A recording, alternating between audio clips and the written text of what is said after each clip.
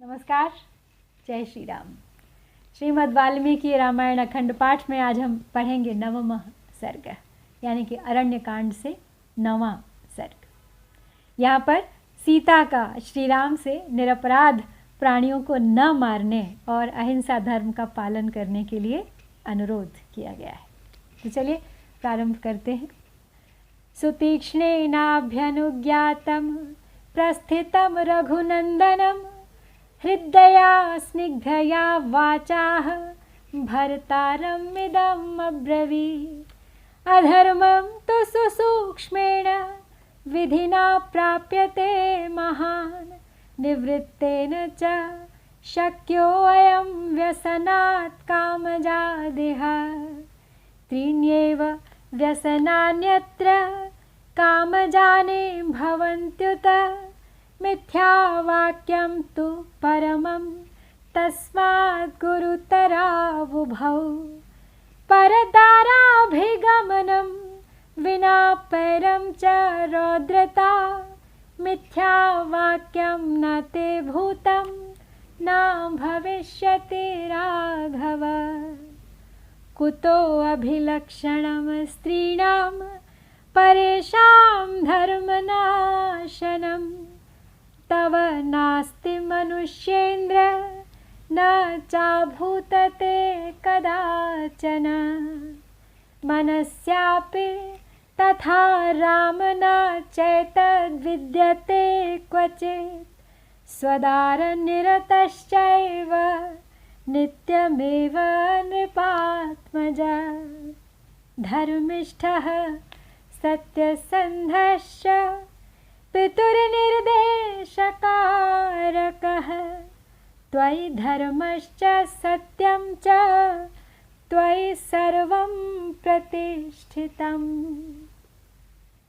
तो सुतीक्ष्ण मुनि की आज्ञा लेकर वन की ओर प्रस्थित हुए अपने स्वामी रघुकुल नंदन श्री राम से सीता ने स्नेह भरी मनोहर वाणी में इस प्रकार कहा। बोली, हे आर्यपुत्र, यद्यपि आप महान पुरुष हैं, तथापि अत्यंत सूक्ष्म विधि से विचार करने पर आप अधर्म को प्राप्त हो रहे हैं। जब कामजनित व्यसन से आप सर्वथा निवृत्त हैं, तब यहाँ इस अधर्म से भी बच सकते हैं। इस जगत में काम से उत्पन्न होने वाले 3 ही व्यसन होते हैं।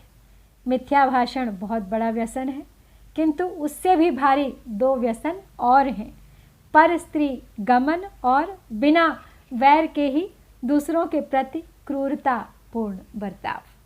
तो हे रघुनंदन, इनमें से मिथ्या भाषण रूप व्यसन तो ना आप में कभी हुआ है और ना कभी आगे होगा ही। पर स्त्री विषयक अभिलाषा तो आपको हो ही नहीं सकती। तो हे नरेंद्र, धर्म का नाश करने वाली यह कुत्सित इच्छा ना आपके मन में कभी हुई थी और न है और न भविष्य में कभी होने की संभावना ही है। तो हे राजकुमार श्री राम, यह दोष तो आपके मन में भी कभी उदित नहीं हुआ है, फिर वाणी और क्रिया में भला कैसे आ सकता है? आप सदा ही अपनी धर्म पत्नी में अनुरक्त रहने वाले धर्मनिष्ठ, सत्य प्रतिज्ञ और पिता की आज्ञा पालन करने वाले सुपुत्र हैं। आप में धर्म और सत्य दोनों की ही स्थिति है, दोनों ही आप में पूर्णतः प्रतिष्ठित हैं। तच्च सर्वं महाबाहो शक्यं वोढुं जितेन्द्रियैः, तव वश्येन्द्रियत्वं च जानामि शुभदर्शन। तृतीयं यदिदं रौद्रं परप्राणाभिहिंसनं, निर्वैरं क्रियते मोहात् तच्च ते समुपस्थितं। प्रतिज्ञातस्त्वया वीरदण्डकारण्यवासिनां, ऋषीणां रक्षणार्थाय वधः संयते रक्षसाम्। एतन्निमित्तं च वनं दण्डकायते विश्रुतं, प्रस्थितस्त्वं सह भ्रात्रा धृतबाणशरासनः ततस्त्वां प्रस्थितं दृष्ट्वा मम चिन्ताकुलं मनः त्वद्वृत्तं चिन्तयन्त्वा वै भवे निःश्रेयसंहितं नहि मे रोचते वीरगमनं दण्डकान् प्रति कारणं तत्र वक्ष्यामि वदन्त्याः श्रूयतां मम। तो सीता आगे कहती हैं श्री राम से कि हे महाबाहो, जो लोग जितेंद्रिय हैं वे सदा सत्य और धर्म को पूर्ण रूप से धारण कर सकते हैं। शुभदर्शी महापुरुष, आपकी जितेंद्रियता को मैं अच्छी तरह जानती हूँ, इसीलिए मुझे विश्वास है कि आप में पूर्वोक्त दोनों दोष कदापि नहीं रह सकते, उपस्थित भी नहीं हो सकते कभी भविष्य में भी। तो हे वीर, आपने दंडकारण्य निवासी ऋषियों की रक्षा के लिए युद्ध में राक्षसों का वध करने की प्रतिज्ञा की है। इसी के लिए आप भाई के साथ धनुष बाण लेकर दंडकारण्य के नाम से विख्यात वन की ओर प्रस्थित हुए हैं। अतः आपको इस घोर कर्म के लिए प्रस्थित हुआ देख मेरा चित्त चिंता से व्याकुल हो उठा है। आपके प्रतिज्ञा पालन रूप व्रत का विचार करके मैं सदा यही सोचती रहती हूँ कि कैसे आपका कल्याण हो। हे वीर, मुझे इस समय आपका दंडकारण्य में जाना अच्छा नहीं लग रहा है। इसका क्या कारण है यह बता रही हूँ, आप मुझसे सुनिए।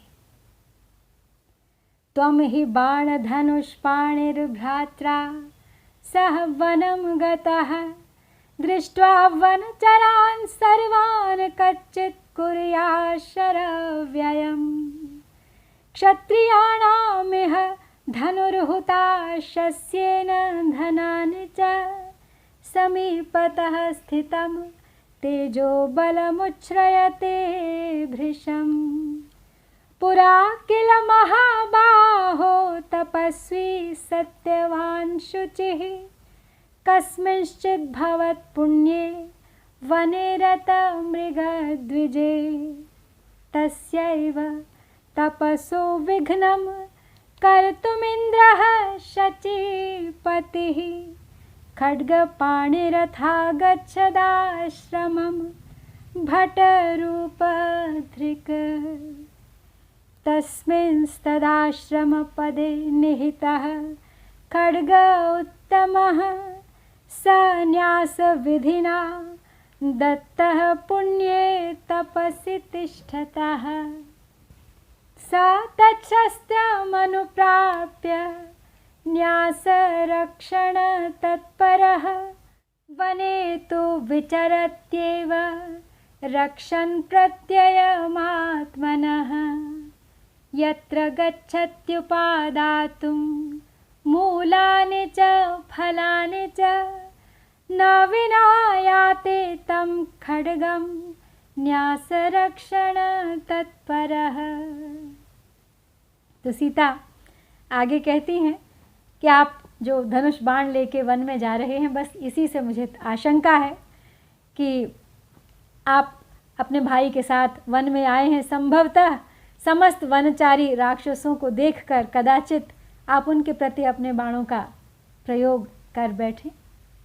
जैसे आग के समीप रखे हुए ईंधन उसके तेज रूप बल को अत्यंत उद्दीप्त कर देते हैं, उसी प्रकार जहाँ क्षत्रियों के पास धनुष हो तो वह उनके बल और प्रताप को उद्बोधित कर देता है।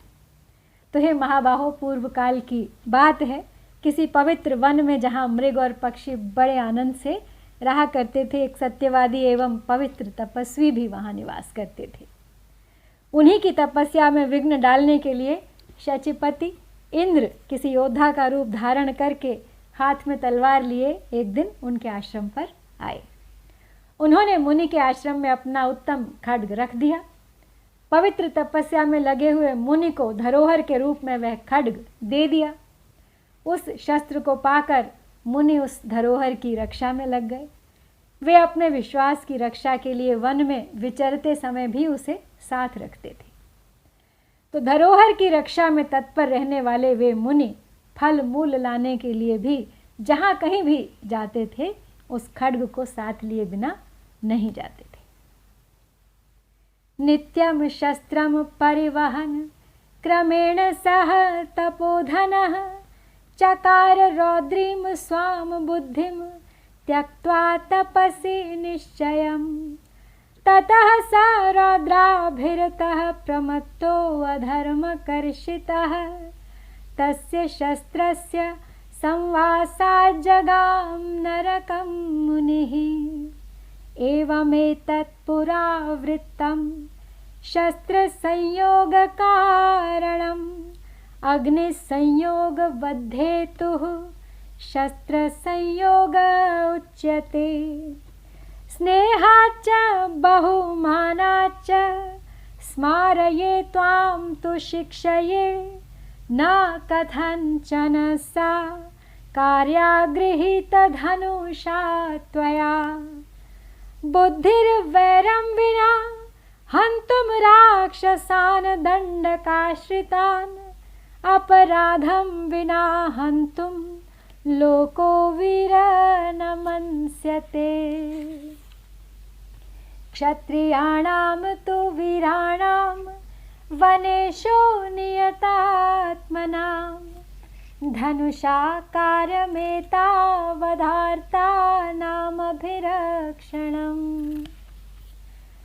तो सीता आगे कहती हैं वो कथा सुनाते हुए उन मुनि की कि वो जहाँ जाते थे खड्ग अपने साथ लेकर जाते थे। तप ही जिनका धन था उन मुनि ने प्रतिदिन शस्त्र ढोते रहने का कारण क्रमशः तपस्या का निश्चय छोड़कर अपनी बुद्धि को उन्होंने फिर क्रूरतापूर्वक बना लिया था। इस प्रकार अधर्म ने उन्हें धीरे धीरे आकृष्ट कर लिया। वे मुनि प्रमादवश रौद्र कर्म में तत्पर हो गए और उस शस्त्र के सहवास से उन्हें नरक में जाना पड़ा। तो इस प्रकार शस्त्र का संयोग होने के कारण पूर्व काल में उन तपस्वी मुनि को ऐसी उनकी दुर्दशा उन्हें भोगनी पड़ी। जैसे आग का संयोग ईंधन को जलाने का कारण होता है, उसी प्रकार शस्त्रों का संयोग शस्त्रधारी के हृदय में विकार का उत्पादक कहा गया है। तो मेरे मन में आपके प्रति जो स्नेह और विशेष आदर है, उसके कारण मैं आपको उस प्राचीन घटना की याद दिलाती हूँ तथा यह शिक्षा भी देती हूँ कि आपको धनुष लेकर किसी तरह बिना वैर के ही दंडकारण्यवासी राक्षसों के वध का विचार नहीं करना चाहिए। हे वीरवर, बिना अपराध के ही किसी को मारना संसार के लोग अच्छा नहीं समझते हैं। अपने मन और इंद्रियों को वश में रखने वाले क्षत्रिय वीरों के लिए वन में धनुष धारण करने का इतना ही प्रयोजन है कि वे संकट में पड़े हुए प्राणियों की रक्षा करें। क्वच शस्त्रम क्वच वनम क्वच क्षात्रम तपः क्वच व्याविद्धमिदमस्माभिर्देशधर्मस्तु पूज्यताम् कदर्य कलुषा बुद्धिर्जायते शस्त्रसेवनात् पुनर्गत्वा त्वयोध्यायां क्षत्रधर्मं चरिष्यसि अक्षया तु भवेत् प्रीतिः श्वश्रूष्वशुरयोर्मम यदि राज्यं हि सन्न्यस्य भवेस्त्वं निरतो मुनिः धर्मादर्थः प्रभवति धर्मात् प्रभवते सुखम् धर्मेण लभते सर्वं धर्मसारमिदं जगत् आत्मानं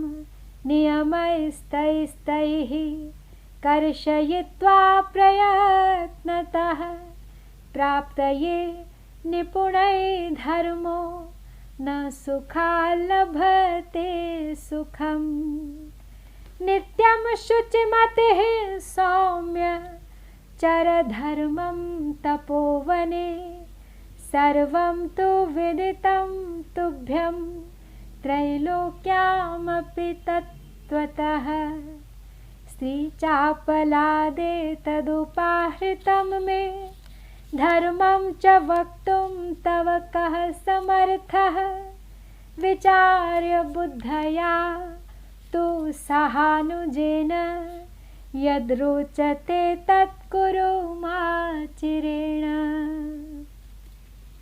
तो सीता कहती है कि शस्त्र जब हाथ में आता है तो बुद्धि अपने आप कभी कभी भ्रष्ट हो जाती है और वो बिना किसी कारण भी चल जाता है। तो शस्त्र का अपने पास होना ही हानिकारक कभी कभी हो जाता है।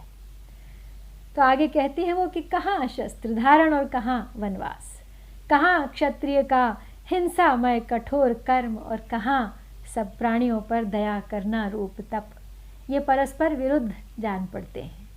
अतः हम लोगों को देश धर्म का ही आदर करना चाहिए। इस समय हम तपोवन रूप देश में निवास करते हैं, अतः यहाँ के अहिंसामय धर्म का पालन करना ही हमारा कर्तव्य है।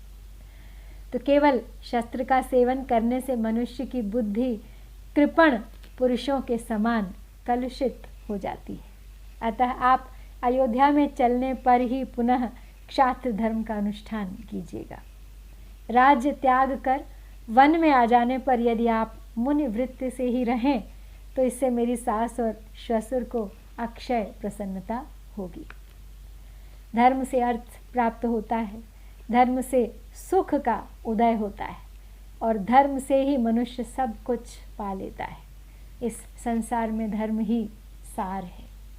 चतुर मनुष्य भिन्न भिन्न वानप्रस्थोचित नियमों के द्वारा अपने शरीर को क्षीण करके यत्नपूर्वक धर्म का संपादन करते हैं, क्योंकि सुखदायक साधन से सुख के हेतुभूत धर्म की प्राप्ति नहीं होती है। हे सौम्य, प्रतिदिन शुद्ध चित्त होकर तपोवन में धर्म का अनुष्ठान कीजिए। केवल त्रिलोकी में जो कुछ भी है आपको तो वह सब कुछ यथार्थ रूप से विदित ही है। मैंने नारी जाति की स्वाभाविक चपलता के कारण ही आपकी सेवा में ये बातें निवेदन की हैं। वास्तव में आपको धर्म का उपदेश करने में भला कौन समर्थ है? आप तो स्वयं मर्यादा पुरुषोत्तम हैं।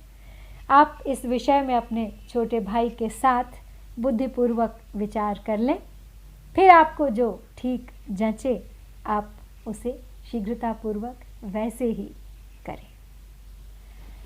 तो सीता की इस शिक्षा के साथ ही हम समाप्त करते हैं यहाँ 9वां सर्ग। इस प्रकार श्री वाल्मीकि निर्मित आर्ष रामायण आदि काव्य के अरण्य कांड में 9वां सर्ग यहाँ पर पूरा होता है। इत्यार्षे श्रीमद् रामायणे वाल्मीकिये आदि काव्ये अरण्य कांडे 9वां सर्ग। ओम श्री सीतारामचंद्राभ्याम नमः।